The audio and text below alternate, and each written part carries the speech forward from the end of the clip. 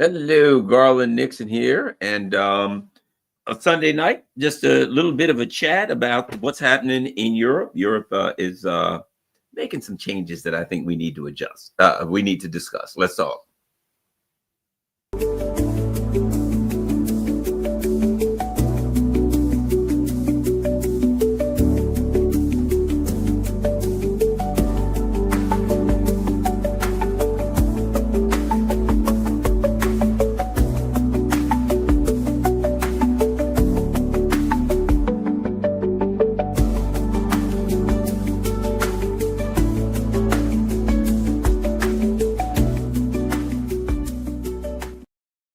Hello, Garland here, and let's talk about Europe.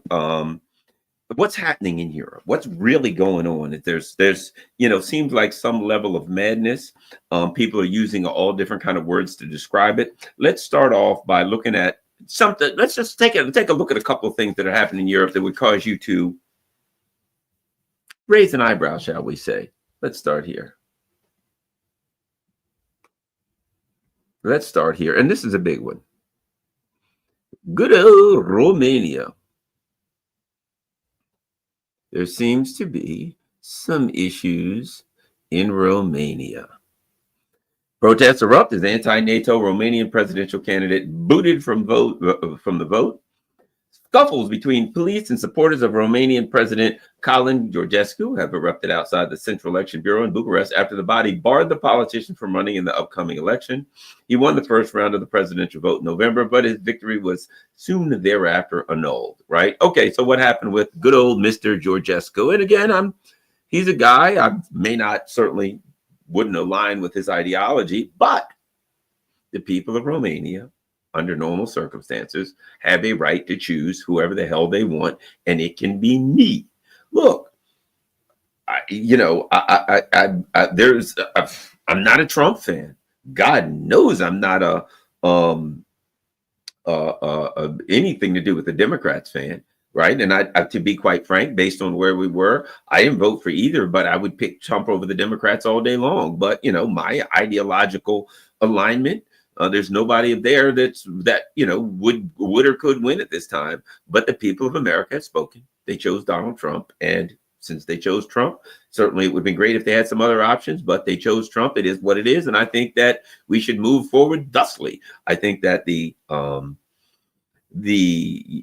American empire is on its way down. It's declining, and it is what it is. And the whole kind of Western cabal of colonial powers are biting the dust, but it is what it is. If the people of a country want somebody, that's who they should have. So what happened in Romania? Okay, very, very briefly, this guy Georgescu ran. He tends to be a nationalist. He's not in favor of the whole Ukraine conflict, the Ukraine project at that time.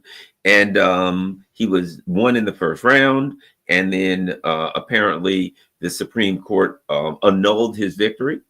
I was told by someone in Washington, D.C., to be quite frank, that somebody who may just know that there was a lot of money handed out in Romania. That the bottom line, the old suitcases full of money kind of influencers went to Romania, and that was it for him. And that decisions were made that he was not going to be able to run because at that time the Biden team was in power, and they were like the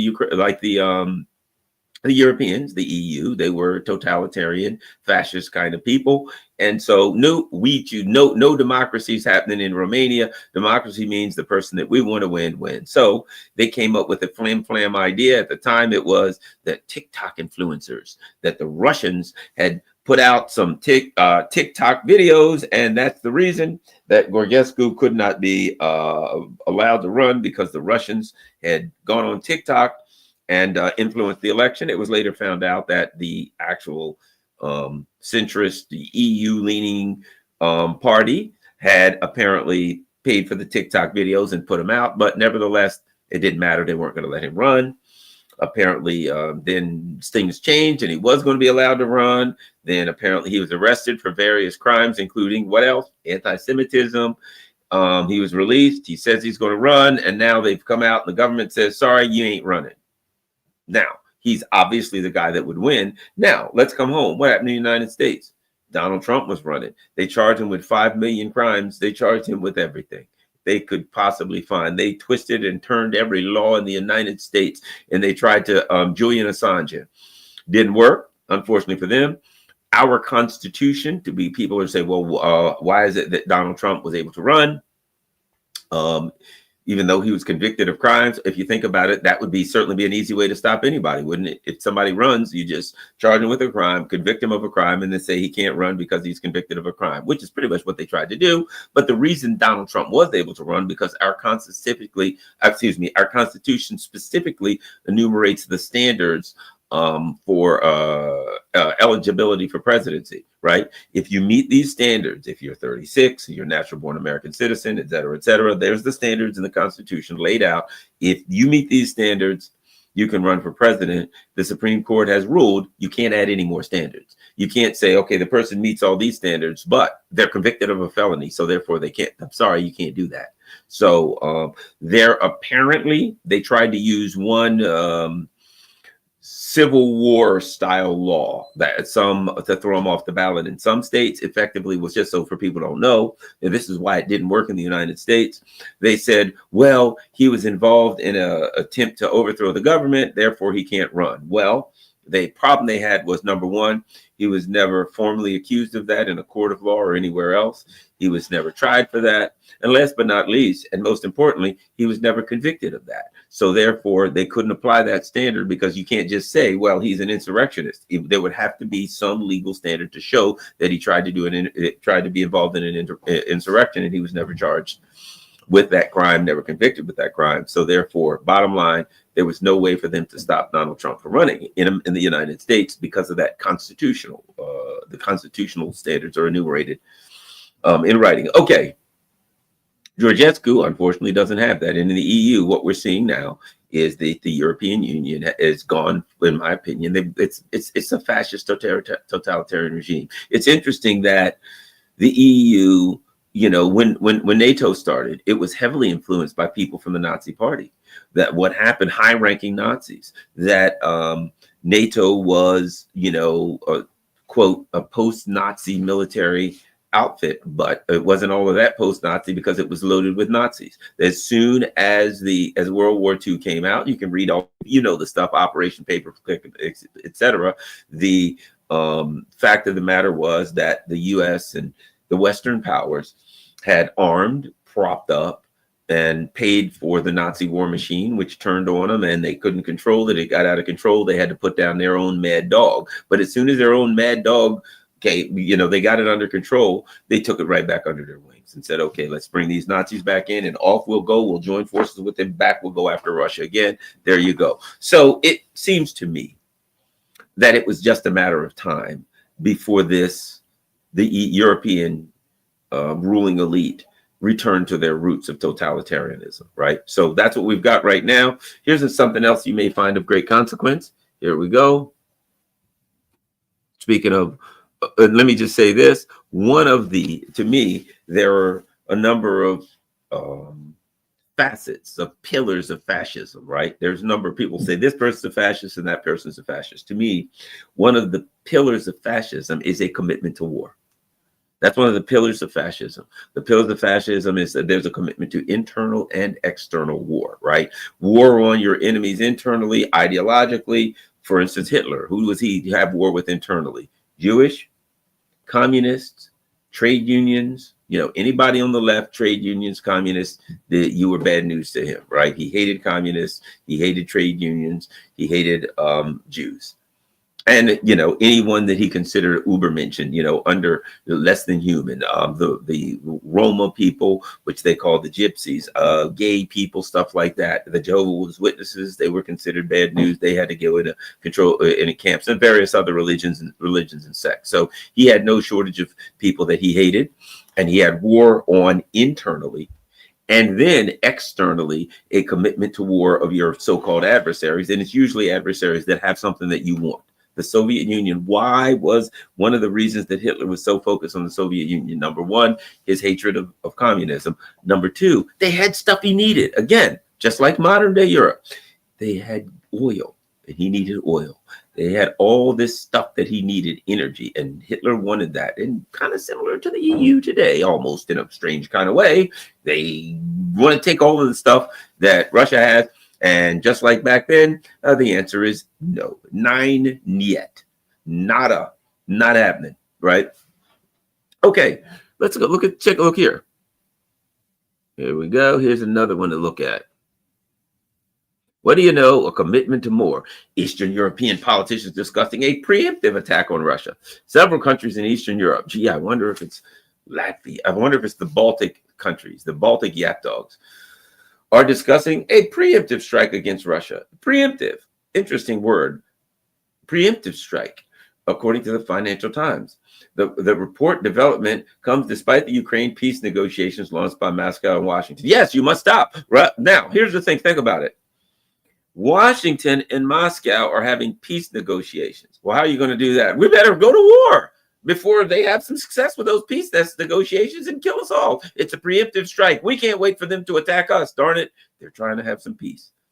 According to Cooper, the perceived pivot towards Moscow by President Trump has brought back the geographical distinctions of the Cold War, namely the idea of Eastern Europe and Western Europe, where one sees Russia as an existential threat and the other isn't that bothered. We know.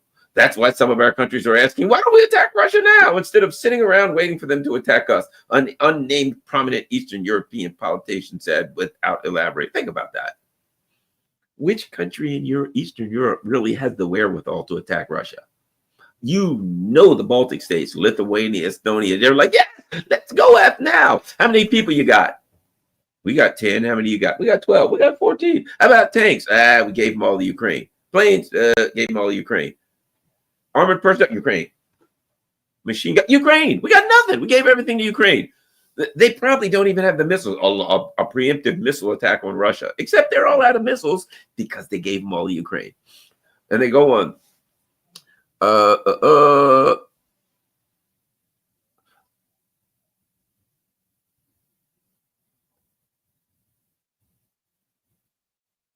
So there we go. That's certainly one of the things I think we got to look at, that they jumped the shark. And last but not least, here's another one we'll look at for these brilliant Europeans. And this is important. No public say in key defense decisions. French Prime Minister. French Prime Minister François Bayrou has rejected the idea of consulting the public on critical defense decisions, asserting that such matters fall under government responsibility. Yeah, what do these people care? What is your plan? Okay, all right, here's what we're going to do.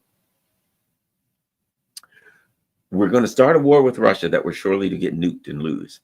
We're going to take all of the French people who don't have a say in this, and we're going to put them in uniform and train them. We're going to send them to the Russian front, where they'll all be mowed down and torn to shreds with artillery. Some of them will be burned to death, maybe. Some of them will just be shot, blown up. Their planes will be shot down en route. They'll pretty much all be killed. But doggone it, they don't have a say in this. Now, when we'll send caskets with French flags back to their families, who, by the way, they'll be empty caskets because, let's face it, they'll be burned to a crisp and there won't be anything left to send. But we'll send a casket anyway. And empty, it'll be light, easier for the pallbearers to carry, might I say. But the reality is, we got to attack Russia. Why? I don't know, because we're fascist and we hate Russia. But let's get on with this. In an interview on C News in Europe, one journalist, Sonia Melbleu, asked Melbleu whether, that's how you got to say stuff in French. See, they talk like that because they got a mouthful of baguettes. That bread is real dry. Blah. The middle of it is good, but it's kind of crunchy, right? Whether the French people should have a say in major defense policies, including the financial burden of increased military spending and the shift towards a war economy. So there you go. Look, you're going to send these poor bastards to die on the front line. Yeah. And you're going to take every stinking dime they got. Fair enough. And you're going to make them work in factories to build everything to go to war with Russia. Correct. And then when Russia fires nuclear weapons, which is bound to happen, they'll all be killed. Correct. Yeah. First, so they'll suffer. They'll be hungry. Those that'll go to fight will die, and then the rest will just be scorched to death and killed in a nuclear holocaust, correct? Yeah, fair enough. Don't you think the people should have a say in it? Absolutely not. That's a decision for the government to make. We are their betters. And you wonder why they had a French Revolution. Maybe it's time to consult the French. It's really the right of the people to dispose of themselves, she suggested. Bayou dismissed the idea. Yes, what you suggest is the right of the people not to dispose of themselves or to no longer dispose of themselves, to give up on their freedom, he responded. He argued that allowing public votes on defense matters would be akin to France abandoning its responsibility to protect itself. So apparently, France protecting itself doesn't include the French people. Yes, we must protect ourselves. What about the French people? They don't have anything to do with us protecting ourselves. In other words, what he's telling you is this. This is the ruling elite. And we don't consider those bastards they're not part of the ruling elite, which means they don't get any say. Bayou emphasized that the French Constitution restricts referendums to economic, social, institutional matters. We consult the French, it's the Constitution, but a referendum can only take place on very specific institutional issues. So there you go. So there we go. So that's where you go. That's where we are. Now, let me just say this. This is an interesting book. You know, I'm big on books. This book is the Routledge Companion to Fascism and the Far Right, right? The Routledge Companion to Fascism and the Far Right. And you can read all about fascism. So what we traditionally do is, what we hear is, this is fascism. There's a particular thing that is fascism, a particular way of acting, and that is Hitler. Well, it was Hitler. Now Trump is a fascist, and Putin's a fascist. I guess Xi is a fascist, maybe, probably Maduro, Assad. I mean, pretty much, you know, they gave you a list of fascists, and there's the people, the guy in Nicaragua, they don't like him. He's a fascist. The guy that runs Cuba, he's obviously a fascist. Anybody they don't like, they're fascist. The actual fascist, nah. Now, one place we know there are no fascists in Ukraine. Fair enough. They do a little bit of goose stepping there around Kiev. Yes. Do they have pictures of Bandera and all of the Nazi SS heroes of Ukraine all over the place? Fair enough. But that doesn't make them Nazis. The real Nazis are the guys that's trying to stop them from painting swastikas all over their tank and going back into the Kursk region for a tank battle against the Russians. Those are the real fascists. Hello. At any rate, one of the things that's interesting, because when you think of fascism, traditionally, let me say this, traditionally fascism was thought of like this. It's got to be the right. It's got to be the far right. The nationalists, even this is fascism and the far right, right? Nationalism. What did we hear? Extreme nationalist, right? Ultra nationalist, which, don't get me wrong, I'm not going to say ultra and extreme nationalist is not the far right. Right? Yeah, and can be fascist. Absolutely, it can be, and oftentimes leans to that. But if you've heard me say it once, you've heard me say it a million times. When you take an extreme ideology, extreme ideologies can go bad because they become cult-like. And when an ideology gets extreme, it can not always, cult-like if it takes on certain dimensions. One of the dimensions I think is we're hearing from the French, and that is the government can put the people in a situation where they might have to face a war, where they might have to face economic hardship, where they might have to face, or maybe even are likely to face war and economic hardship and great difficulties and suffering. That the government has a right to put people in those kinds of situations, and the people don't get a say in it. Where the government gets pathologically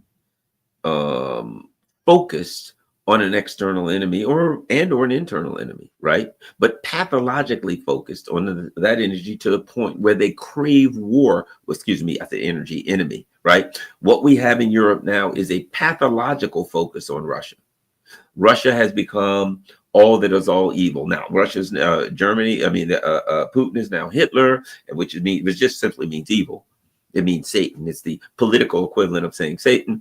And therefore, the European ruling elite has a pathological focus on Vladimir Putin and on Russia. Pathological to the point where it's Moby Dick. It's the white whale. I'm going to take my whole ship down chasing after this white whale, no matter what. We'll all die going after the white whale.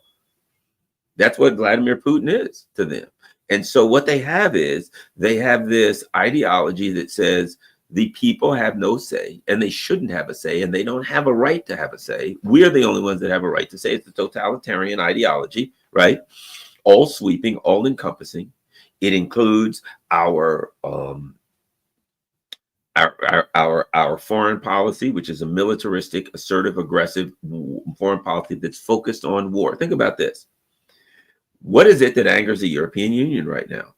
The main thing that angers them is that the new administration wants a deal with the Russians to stop the war in Ukraine. What is infuriating the ruling elite in Europe is that in most of Europe, there's a growing sentiment among certain countries in opposition to that. But what infuriates them the most about Donald Trump is that Donald Trump wants a peaceful negotiation to that conflict. Now, whether he wants them to other conflicts, we could have a whole discussion about China and about the push for war with China, and certainly about dealing with Zionism. But when it comes to this particular one, that's the focus, the pathological focus of the European leaders. Let me add this: the lack of rationality. Rationally speaking, you have a huge, powerful neighbor. And rationally speaking, if you evaluate this conflict, clearly it started as a result of NATO expansion. And what we have is now an ideology so irrational that it necessitates lies. It necessitates that the leaders actually act in contradiction to reality. Recently, Emmanuel Macron attacked Vladimir Putin. Why did he attack him? Over the Minsk Accord. Now, if you understand the Minsk Accords, you understand what happened. We go back to 2014. There was a big battle, the Battle of Sepulveda. The what you could call them, whatever, Russian-backed forces and the NATO versus the NATO-backed forces, is that's what you choose to call them. It would maybe even be appropriate now, simply because look, the cat is out of the bag. Now clearly everybody knows that the Ukraine Maidan was a U.S./NATO project to turn Ukraine into a military weapon against Russia, right? The Eastern Ukrainian military surrounded 10,000 or more Ukrainian soldiers and in a town called Sepulveda, and they were going to wipe them out. Angela Merkel then flipped out. She went to Moscow. Bottom line is there was a deal made. And the deal was, you won't wipe out these soldiers, and then we'll do all these other things to so-called bring peace. The bottom line was this: France and Germany guaranteed the Minsk Accords. The deal was made in Minsk, in Belarus, in the city of Minsk, and it was all a fake. It was all a fraud. They have many of them have since admitted, nah, we just did that so we lied. We did that so we could militarize.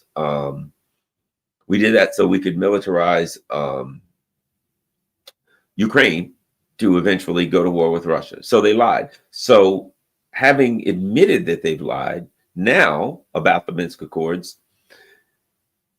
Emmanuel Macron now goes and attacks President Putin and says he's the one that didn't abide by the Minsk Accords. So in order to push the agenda of the ruling elite in Europe, it's necessary for Emmanuel Macron to turn reality inside out. To me, again, that's one of the hallmarks of fascism. It's irrational, it's cult-like, there's a drive to war, and it's pure lies.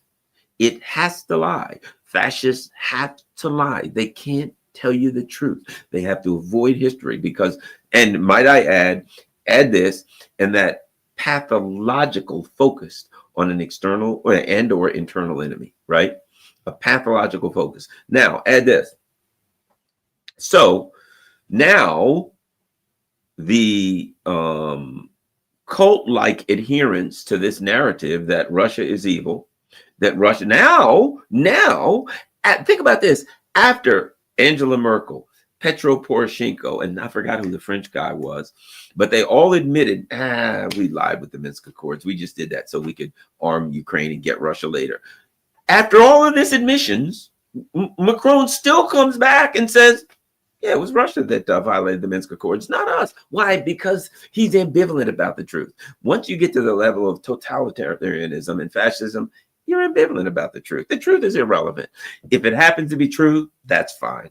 If it happens to be a lie, it doesn't really matter. Language is used by these people as a means to an end. I say things to get what I want. I don't care if it's true or false, as long as it accomplishes what I need. And so now they have a problem. And the problem is, while the Trump administration does that in some realms, they do that in some realms. I mean, come on.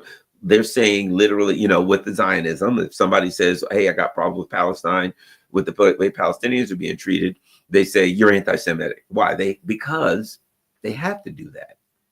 That's the only way they can go after people, and then they can censor people.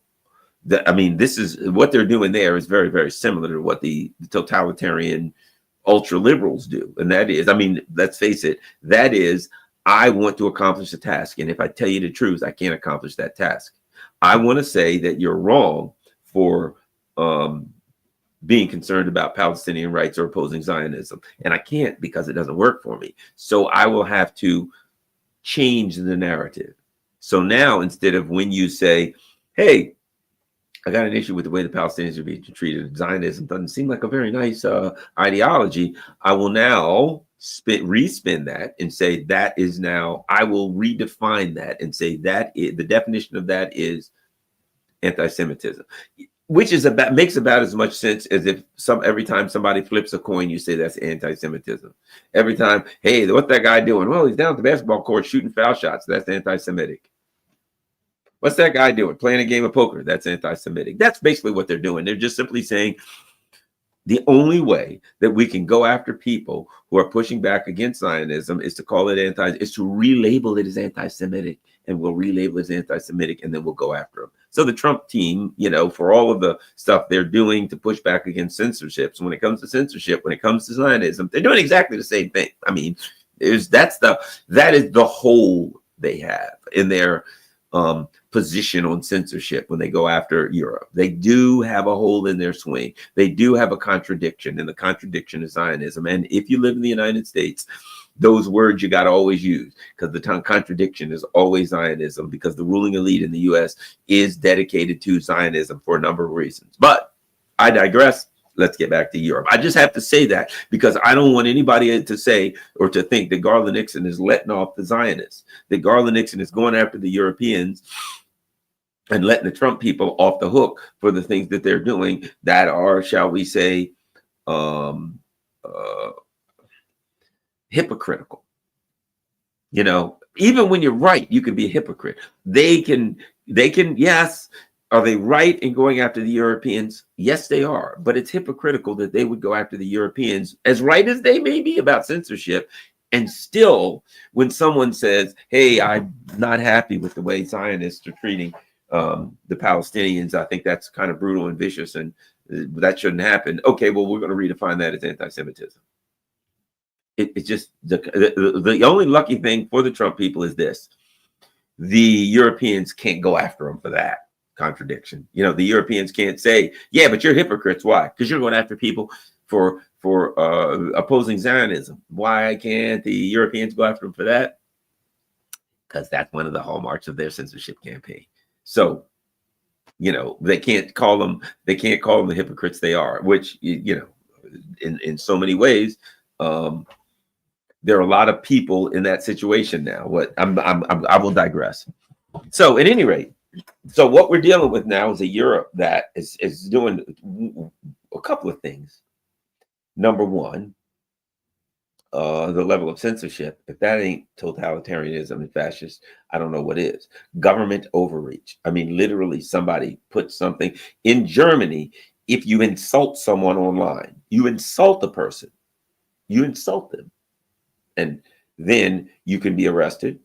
And you can get very, very significant fines. People come to your house in the middle of the week. So I saw we had a 60 Minutes thing where literally the Germans, they were proud. Yes, we go to their houses. We break in the house early in the morning with the SWAT team, and we take them away. And some guy got like 3,700 American dollars for insulting a person. See, the thing about that is this: when the ruling elite says we're going to arrest you for insulting people or for misinformation or whatever the case may be, it implies that they have a high standard of morals, right? It implies, because the people who are making the decisions, the ruling elite, are saying our standards of morals are high. We don't insult people. We don't do that. We would never insult, for instance, Vladimir Putin or Trump, but we don't insult people. And if you do, they're saying their standard of morality is so high that even an insult is now a crime.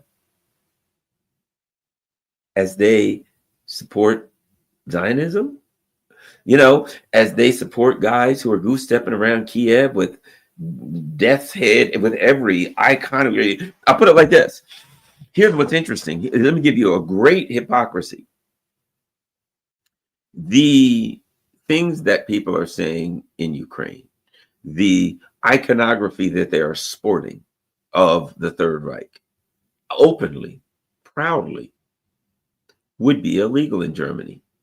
It would be illegal to praise the Third Reich like they do in Ukraine. It would be illegal to sport the iconography of the Third Reich like they do in Ukraine, in Germany. Yet Germany supports them. Think about this. The ruling elite of Germany supports the people in Ukraine who support the iconography of the Third Reich. And they say they're the good guys and we got to give them money. We got to send them weapons and we got to die for them.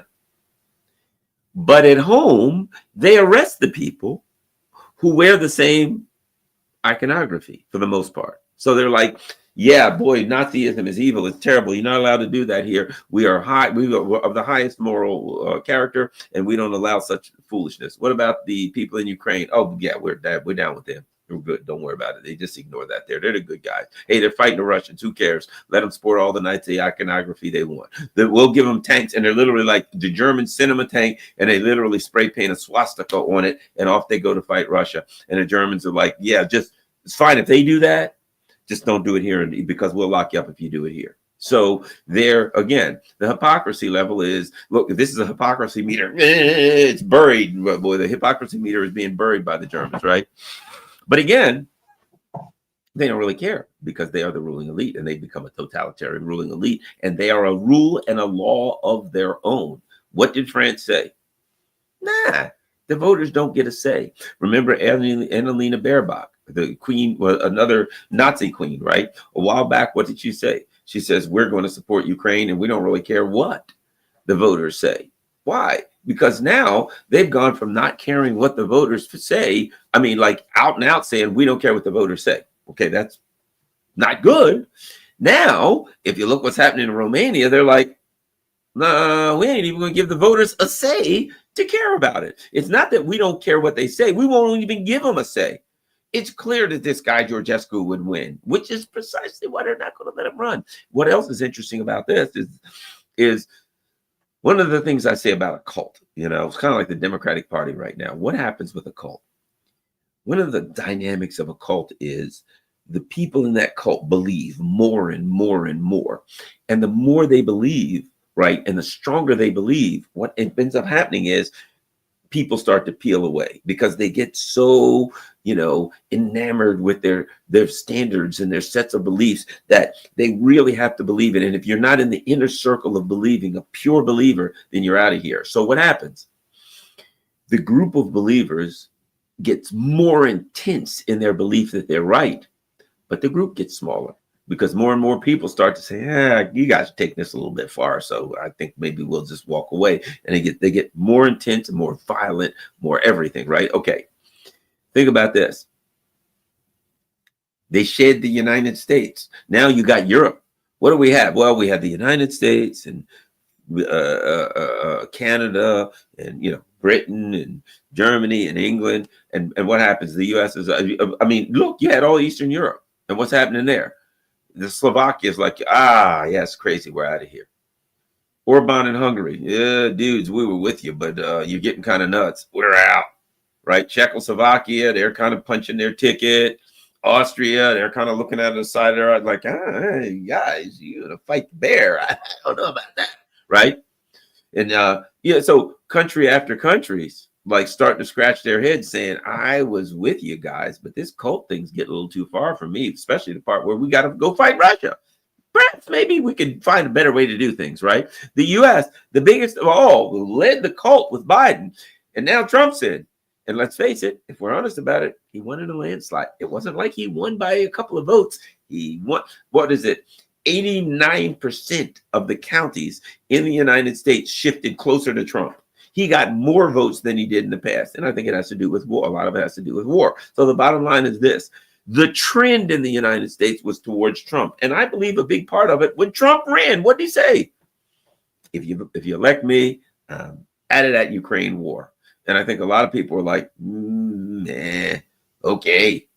They reluctantly voted for him. I'm not saying you got to love Trump. I'm not saying he's a good president, a good guy, or a bad guy. I'm saying the guy said he was getting out of Ukraine, and he is trying to get out of Ukraine. And I think there's a lot of people voted for him or didn't vote for the Democrats, right? Because they kind of wanted out of that mess. So the U.S. jumped out of the cult. Like, yeah, guys, we are done. And there's other things. But what do you have now? The true believers. And now they're like totally irrational. Here's a bunch of people. They're like, yes, sir. We're going to now spend $867 billion to build our great military. And then we'll go fight Russia. Russia's military budget's only $100 billion. $100 billion. I would suspect that if you take the defense budget of all across Europe and put them together, it probably right now comes to more than Russia's. So here's the problem they have. It ain't the money. How about this? You don't have hypersonic missiles. Money won't buy hypersonic missiles. You got to have the people that develop them. You don't. Russia does. Have you seen this missile they've got called the Oreshnik? Russia has this missile. It's hypersonic. So this thing goes like 10, 12, 14,000 miles an hour, which means you can't shoot it down. Then, just before it gets to you, it splits into 6 pods of hypersonic missiles. And each one of these has 6 more pods. So this missile fires 36 hypersonic missiles. They're coming at you 10,000 miles an hour. And the ones they fired, now they do have other ones. They can put all kinds of stuff in these missiles. But they have like these metal explosive plasma stuff in it that gets like 4,000 degrees. And it hits, and it can go like really deep in the ground. And of course, because it's 4,000 degrees, like literally the temperature of the sun, it just like vaporizes things to its basic elements. Okay, I'm just saying, you don't, I'm not a technical guy. I'm not Andrei Martyanov. He understands that stuff. I don't. I'm just saying, you don't have those. You don't have decent fighters. Oh, might I add, you're out of everything. Everything that you had, you've already sent it to Ukraine, and Russia's already blew the hell out of it. So what good is $867 billion if you had it, which you don't, going to do you, Europe, if you don't have the technology of Russia? By the way, I don't know if you figured this, if the Europeans have figured this out. Perhaps they have, perhaps they haven't thought about it. Russia is not static. They are continuing to develop new technology. So you're going to so-called get together $867 billion, which you don't have. And then you're going to start where you are now, which is virtually nothing. We got nothing. So you got to build everything from the ground. We got to build tanks, and guns, and whatever, right? Okay, so you got to build your basic stuff. Then, after you get enough tanks and armored personnel carriers and all those things that Russia's going to blow to hell on day one, which they would if you attack them, then you're going to have, you don't really have much in the way of nukes, which ain't going to do you any good because Russia would turn you into a parking lot if you threw nukes at them. So that ain't going to get you there. Might I add, the air defense systems, you're going to have to develop those. And Russia already is 3 generations ahead of you on air defense, which means by the time you try to get where they are, which you won't, they'll be 3 more generations ahead of you, and you're still done. So you're starting off with two arms tied behind your back. You don't have, but let me add one other thing. You're going to need to get energy from Russia in order to build these great factories, to build all the stuff to fight Russia. And I don't think they're going to cooperate. Where are you going to get all the metal, the steel, all the things you need? You don't have any of that. You don't have industry. You got nothing. You don't have the money. And what's going to happen? You're going to have to cut all the social programs. So you're going to say to the people, bad news for you. But of course, as we already know, you don't get a say, people. Here's what we're going to do. We're cutting your pensions, number one. Healthcare, yeah, that's roads, can't really afford them right now. Food, yeah, you guys wander around and graze or something. All the things that you're accustomed to having a regular life, you ain't having it no more. Why? Well, why is that? You might ask why. Why is your life as a European going to be a living hell? Why is it that if you're in the streets of Paris, you will never see another baguette or a beret as long as you live? You'll be nibbling on friggin' grass on the side of the road. Why are you going through a life of utter and complete disastrous hell? Because we want to go to war with the Russians. I suspect the French Revolution and lots of other revolutions are ahead. Revolution is in the air, brother. Revolution is in the air. I suspect that if you do that, I don't know, you're going to have to Georgescu your vote every time, because let's face it, the people that are going to win ain't going to do that. Now, how many years is it going to take you? They're like, yes, we'll be ready by 2035. Yeah, what do you think the Russians are going to sit around looking at their clocks? Hey, what are you doing between now and 2035? Nothing. Just waiting for Europe to catch up with us militarily so they can attack us, kill us, and take all of our stuff. You think they're really going to sit around and do that? And do you think perhaps if you started this gigantic military buildup that Russia wouldn't also do a military buildup, except they can do it and you can't? Now, you ain't going to have nothing to eat normally, meanwhile. And if you start this military buildup, they're cutting off everything. You still buy a lot of stuff from Russia. You still got Turk Stream going on. You're still getting gas. If you're building up to Russia, they ain't selling you nothing. They're not going to give you the knife you're going to use to plunge into their thorax. That ain't happening. So these people are deranged. You've got a deranged cult in the ruling elite. No wonder they had World War I. Britain, France, Germany, World War II. Who is at the center? Britain, France, Germany. It's always those three bastards. It's always the leadership of those three countries that's up to no good. The Crimean War, yeah, they attacked Russia. Hey, how about Napoleon attacked Russia? They were always France, Britain, Germany. They always got a beef with Russia. Russia's just trying to eat, man. They're just trying to live. And these lunatics, and now they're at war. Think about this. These ruling elite in France, as an example, Britain, France, Germany. Annalena Baerbock, I don't give a crap what the German people say. This is what we're doing. Keir Starmer, God knows we won't even talk about that clown. And of course, Macron, Mr. Rothschild banker. Literally, he worked for Rothschild Bank, former Goldman Sachs, a banker. I'm sure you can trust this guy. They're at war with their own people. They are. They're like, our people don't get a say. We're making decisions and we're not going to listen to the voters. Okay. They're at war with Russia. Russia is evil, then they must be stopped because they're fascists and they're doing bad things. Okay. So you're at war with your own people. You're at war with Russia. Anybody else? Trump and the United States are now our enemies. Okay. You're at war with Trump and the United States. You're at war with your own people. You're at war with Russia. Anybody else? Oh, yes. The global South. Why? They want peace with Russia also, and so does China. So let's think about this. The ruling elite in Germany, Britain, the usual criminals, ruling elite, Germany, Britain, France. They're at war with their own people because their own people are just trying to eat and feed their families, and they got to flood them with propaganda to keep them on their side. They are at war with the United States because of something about Trump, and perhaps this is the madness. The United States wants to get out of the war, so they've got to be at war with people. You got at war with the Germans, with the Russians, because the Russians are saying, "Hey, we'd like a peaceful diplomatic resolution." You got to be at war with the U.S. because, like the Russians, they're trying to work on a peaceful resolution. So you're at war with the people who want a peaceful resolution to the current conflict.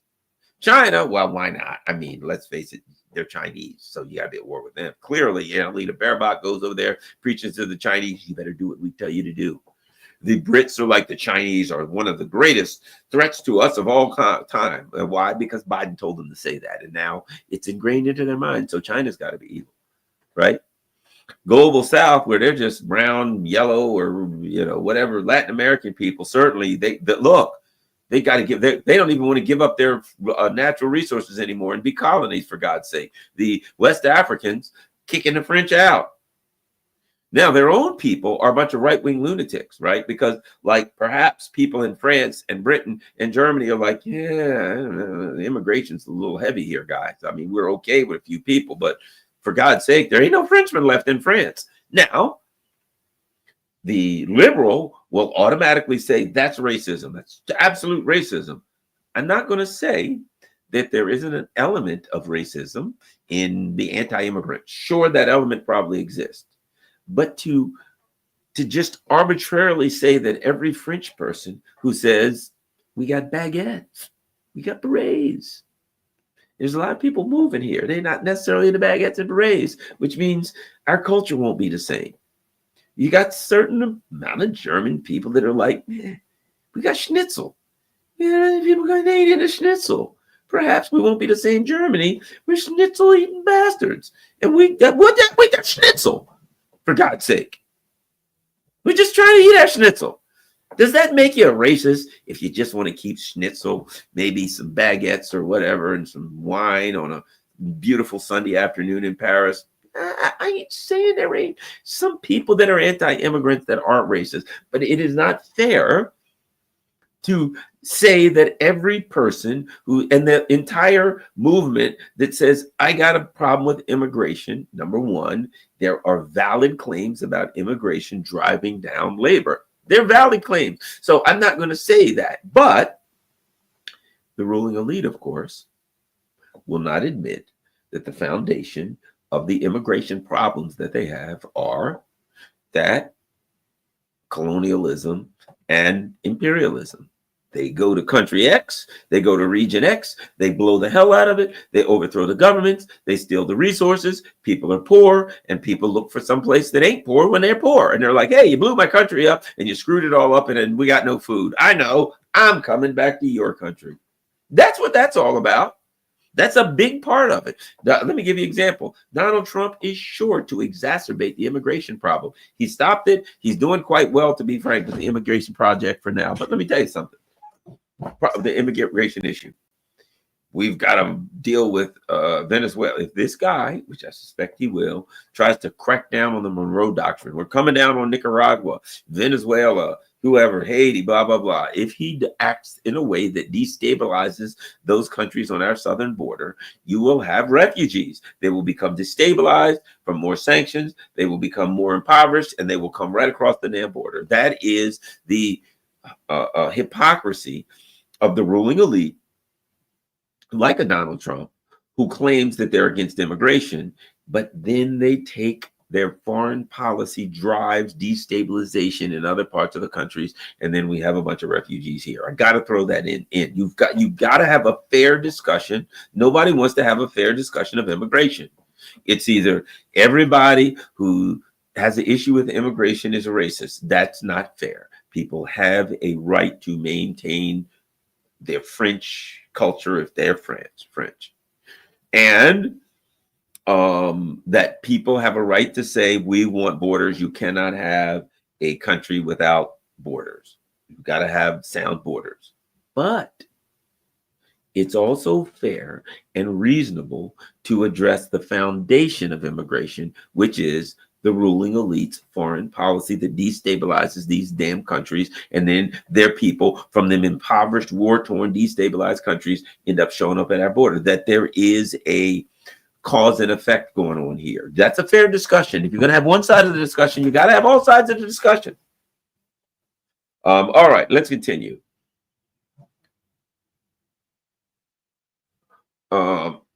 So the Europe, let's go back. The other part of Europe that is making it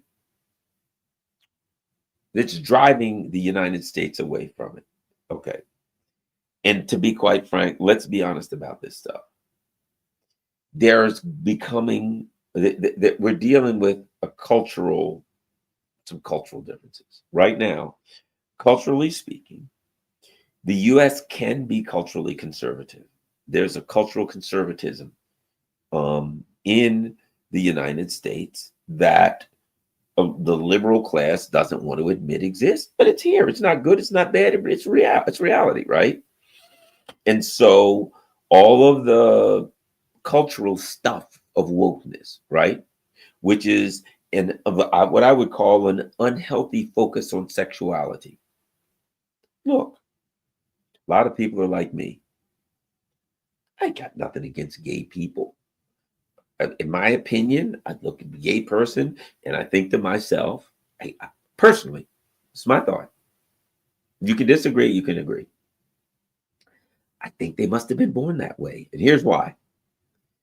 I can remember when I was like in the 3rd grade looking at a girl and thinking she was cute, right? I remember in the 4th or 5th grade looking at a teacher we had and, oh, wow, she's a cute teacher. I remember at a very young age looking at girls. Ooh, I like her, right? So I didn't have a choice. I didn't stop to think, is it girls that I like?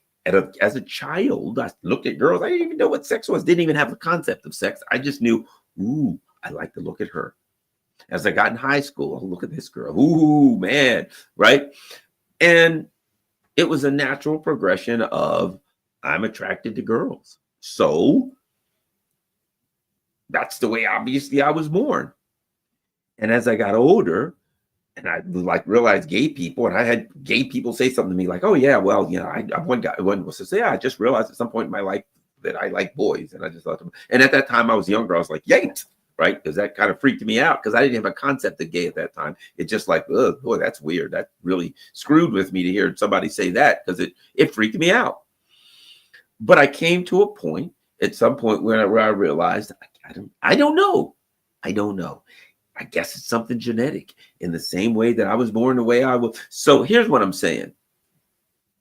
I don't know. I'm just throwing that out there. This is my experience, right? I was on Fox News one time. I'll never forget one of the first times I went on, and a guy was like, well, I think I'll never forget. A guy was like, well, I think being a gay is a choice. And I remember I was like, well, it may be for you, pal. And I remember the guy had like a red look on his face. You know, his face would turn red. I'm like, it may be for you, but it ain't for me. I'm like, look, I don't wake up in the morning, gee, will it be men or women? No, that ain't a choice that I ever had to make. But if you say it's a choice, then I assume that that's something a decision that you have to make. And there's a word for that too. I'm just saying it ain't me. And the guy's face was really, really red because I think he didn't see that coming. And afterward, and I didn't even plan on like humiliating, embarrassing a guy and calling it by. I'm just saying that's what came to my mind immediately when he says it's a choice. I'm like, yeah, maybe for you, buddy, not a whole watash here. You know, this thing's pretty much set in stone, right? And but my point is this. Where am I going at? This is not about the LGBT community. It's about an unhealthy focus on sexuality overall in our as part of our culture, right? To me, it's like this. Everybody should have the same expectation of rights. Leave gay people alone. Let them live their life the way they want to do. Let them do what they're going to do. If they want to dance around, if they don't want to dance around. You know, gay people have fun. I know gay people, they have fun. Let me tell you something. I love house music, right? I'm a house head, as they call it, right? Particular DJs. Baltimore is one of I live not far from Baltimore. And as far as house music, it's, you know, one of the meccas of house music in the world. Some of the greatest DJs house DJs in the world come out of Baltimore, right? So I've always loved house music. Let me tell you something. If you go to house music functions, there's going to be gay people there. Gay people love house music. Oh, they dance around. They love it. They're big. Great. Wonderful. I got nothing against gay people. They love house music. There's good things about gay people, I guess, because they like house music. You can't be a bad guy if you like house music, as far as I'm concerned, or girl, whatever the case may be. But my point is this. I don't run around the world all day screaming, hey, look at me, I'm heterosexual. This is the particular type of sex that I like, right? I don't think that's a good idea for society. I think you leave people alone. You don't discriminate against them. You don't, no violence against them. You protect them from being mistreated, and you go on about your business, and everybody does what they got to do. And we don't ask others what they do in their bedrooms. And they don't, if somebody just wants to walk up and tell you, that's up to them. Maybe I want to listen, maybe I don't, right? But what has happened in Europe, in US, under the kind of liberal wokeness is an unhealthy focus on sexuality, particularly, in my opinion, an unhealthy focus on this reverse sexuality. In Hollywood, look at the movies in Hollywood. In Hollywood, the macho person's got to be the woman. There's something wrong with a movie if the cop, and if you, every time there's a SWAT team, it's probably going to be led by a woman. It's going to be like half women and half men. Every time there's the leader, well, the police chief is coming in, you know, it's going to be a woman. There's a superhero flying down with a cape, you know, it's going to be a woman. In Hollywood, interesting, I don't even understand it, but in Hollywood, it is masculinized women and feminized men, right? That's what I see. I don't know what that's about. I don't know why there's a need to masculinize women and feminize men. But I don't care. Be honest with you, it doesn't matter to me. I don't really care about that stuff until it becomes an unhealthy focus. And you need to do that rather than the natural, organic way that things work. I mean, oh, come on. I've watched plenty of movies. Aliens. Could there be a tougher woman than what's her name? Sigourney Weaver and Aliens? Fantastic movie. She was a tough babe. Love it. Wonderful. Right? But my point is, once it becomes so contrived that that's every movie, the guys are stupid idiots, and or they're gay, and the women are strong, powerful leaders, manly women, and it becomes a unhealthy obsession in a culture. And I think one of the things that's happened in Europe is that the ruling elite has really pushed that. I mean, here Europe is one gigantic Hollywood. I mean, watch the movies from Hollywood are unwatchable, and the movies from Britain are even more unwatchable. They're unwatchable, right? So, in reality, they're not rational. They don't make sense. And so, I think what has happened is there has been a cultural break where, as an example, a guy like Trump could win in the United States. Why? Because people here can be kind of old-fashioned, right? And then when he says, hey, I don't think, as he says, men should be running women and playing women's sports. Look at the numbers in America. Look at you can agree with it or disagree with that trans whatever people should be playing women's sports or not. But look at the poll numbers in America. Overwhelmed, what is it, 80-90% of the people are against it. So people, you had the French what was it? Olympics. Like most everybody I know in America that looked at that, they're like, ew, God, yikes. I ain't watching that. That freaks me out. I don't even know why. It just freaks me out, right? So you have this cultural kind of difference. Now think about this.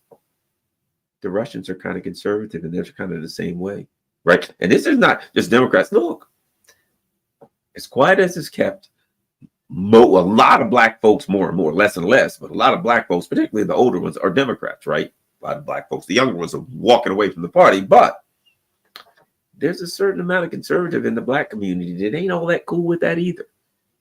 And it's not James Baldwin was a gay guy. James Baldwin, one of the most beloved, respected, absolute genius. The guy was brilliant. You ever go and look at some of James? He was an activist guy, but go look at this guy or watch some of his videos on YouTube.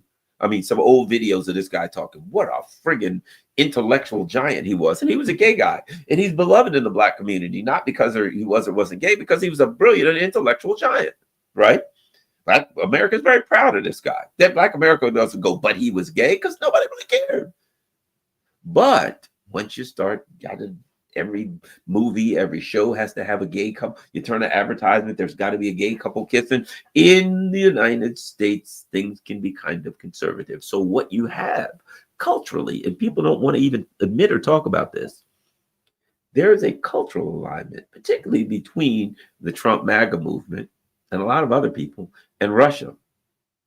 And as a conservatism, a social conservatism that doesn't align with the whole wokey woke stuff, right?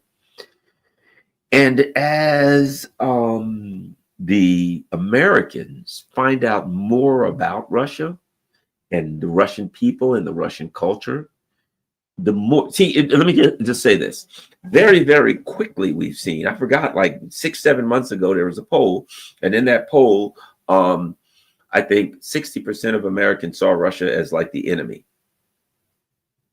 right? And now it's like 30%, dropped in half quickly, very quickly. Why? How could that happen so quickly? Here's the reason.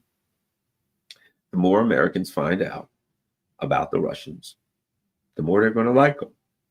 I know, because the more I found out about the Russian people, the more I like them.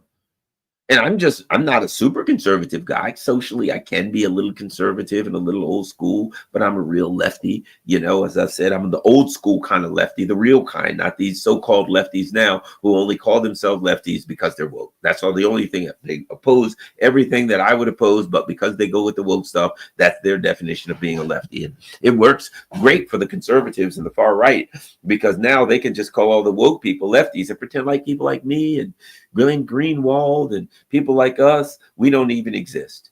Maybe a Chris Hedges, a Jimmy Dore, people like us, we don't even exist. The only person that exists is the wokey wokes people who call themselves, now they've redefined left into saying if you believe that trans women should play women's sports, then you're left, and if you don't, then you're a far right-wing fascist, right? So I think that you have to take into account that there is still some semblance of social conservatism in the United States that is going to align much, much better with the Russians, and that the more Americans find out about Russia and the Russians, the more likely they are to like them, the more likely they are to realize that they've been lied to about the Russian people. And the more they find out about the ruling elite in Europe, the more they're going to hate the guts. And might I add, the same goes for the European people. They've been propagandized, lied to, and snookered. And the more that they're able to, get out from under that umbrella of propaganda that they've been enveloped by, the more likely they are to realize that they've been snookered and maybe vote in some people. I hope that a new left, a real left, arises in Europe, a left that is, as I said, a Garland Nixon, a Greenwald, Jimmy Dore, maybe even Chris Hedges, all of the people who are opposed to censorship, who are opposed to war, who are questioning the corporations and questioning government policies. People like us, that a left like that, I hope arises, and I have faith that once you get the von der Leyen crazies and Macrons and all of these people out of the way, that there will be some kind of room for that to happen. Thank you very much. A couple of things. Just hit, please text me. That was my sister. A couple of things. Number one, if you can afford it, you see, buy me a coffee. It's always good. It just says on there, buy Garland a coffee. How much? 5 beans. That's how much it is to buy a coffee. And how many do you want? 1, 2, 3, whatever. Buy me a coffee is also like Patreon now. You can do the monthly thing if you choose. And of course, there's Patreon, there's PayPal, there's Cash App, however you can afford it. And of course, there's a little button that says join. You can join my channel. That's minimum of $3-4 a month. So it's pretty cheap to join the channel. So that's always appreciated. Any way you can help the channel is appreciated. Even if you can't, that's fine. Simply share this on all your social media platforms. I got a big announcement coming up this week, something I'm going to be doing hopefully soon. And as soon as I get as soon as I get the go ahead to announce it, I'm going to. But thanks a lot, everybody. Share this on all your social media platforms. Maybe I better check my super chats, because I don't want my super chatters to get mad at me. Let's go. Crown Heights, Brainiac says, then the say it that way because they have a mouthful of baguettes. Girl, you wrong for that. Yeah, you know, come on. I love the French and I love baguettes, but you know, every now and then you gotta get a little bit of a sniggle out of people. You got to get a little joke in every now and then. Independent media is indispensable. We need to keep the torch burning. Thanks, Garland. Jeremiah Dietz. Thank you, Jura. All right, it is. Independent media is great. That's what's making it happen. Let me look on Rockfin. Anything going on over there? Hands down, Russians are more like Americans than almost any other people on earth, in my opinion, from speaking with many Russians on culture. Love that analogy. Ukraine is the great white whale. Exactly. Let's check on Rumble, see if we got any Rumble rants. Do we have any Rumble rants? No Rumble rants. All right. New Rumble rants. Well, thanks a lot, everybody. As I said, share this on all social media platforms and all that kind of stuff. Peace. I'm out.